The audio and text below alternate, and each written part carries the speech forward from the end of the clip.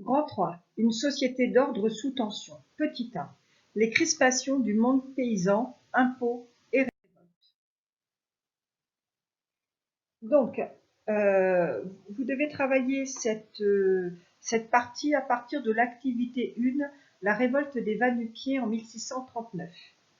Donc la paysannerie, tout d'abord, qui pèse pour 85% de la population totale, est soumise à une fiscalité importante, dont elle supporte la part la plus lourde. Donc vous pouvez le voir ici, cette paysannerie, donc le tiers-état, mais la paysannerie, ici, elle paye, elle est forte et elle paye des impôts.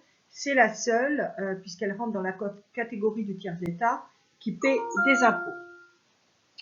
Les paysans vivent sous la dépendance de seigneurs auxquels ils doivent des taxes comme les banalités, impôts pour l'utilisation du four, du moulin, etc. du seigneur, des corvées, les travaux forcés, on a vu ça tout à l'heure aussi avec les routes par exemple. Les seigneurs leur imposent aussi des interdits, interdits de chasse, interdits de pêche, interdits de ramasser de couper le bois.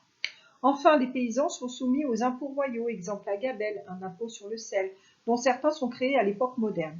Ils versent aussi 10% de leur récolte à l'église, c'est la dîme, je vous rappelle la partie précédente.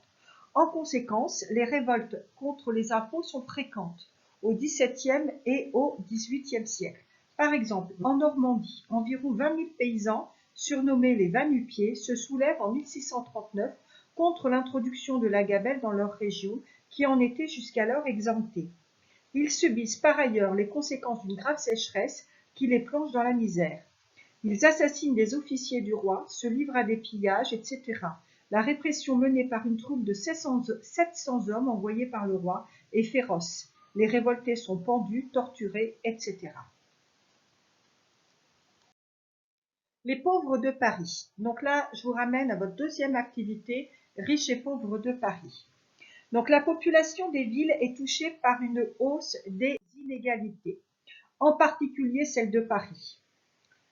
Elle est composée d'artisans, mais aussi et surtout de pauvres, comme les domestiques ou les journaliers qui pratiquent de petits métiers, leur procurant à peine de quoi vivre. Ils côtoient les plus riches qui supportent mal leur présence. C'est la raison du grand renfermement qui débute en 1665. Donc vous avez ici les conditions de vie difficiles dans ce texte et la conduite des prostituées à l'hôpital général de la Salpêtrière. Donc en 1665 débute le grand renfermement. Donc par décret royal, l'hôpital général de Paris est créé. Il est composé de plusieurs établissements, la Salpêtrière, Bicêtre, etc. Il sert à enfermer les Parisiens les plus pauvres pour rétablir l'ordre public et supprimer le vagabondage, la mendicité, les agressions et la prostitution de Paris. En 1789, ces établissements enferment 6 000 personnes.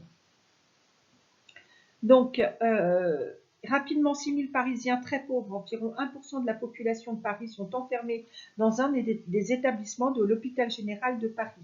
Les prostituées sont enfermées à la Salpêtrière. L'objectif est de limiter la mendicité et le crime dans Paris. Les inégalités sont importantes et augmentent. Les plus pauvres vivent généralement dans les quartiers les plus éloignés du Louvre et de la Seine, à l'exception de l'île de la Cité. Ils sont parfois secourus par des organisations de charité. Les malades sont soignés dans des hôpitaux tenus par des religieux. Les veuves reçoivent des dons en nature pour les aider à survivre. Lors des crises, la pauvreté augmente encore. Ainsi, suite à l'hiver très froid de 1788-89, le blé se fait rare et son prix augmente, ce qui plonge de nombreux Parisiens dans la misère. C'est une des causes de la Révolution française.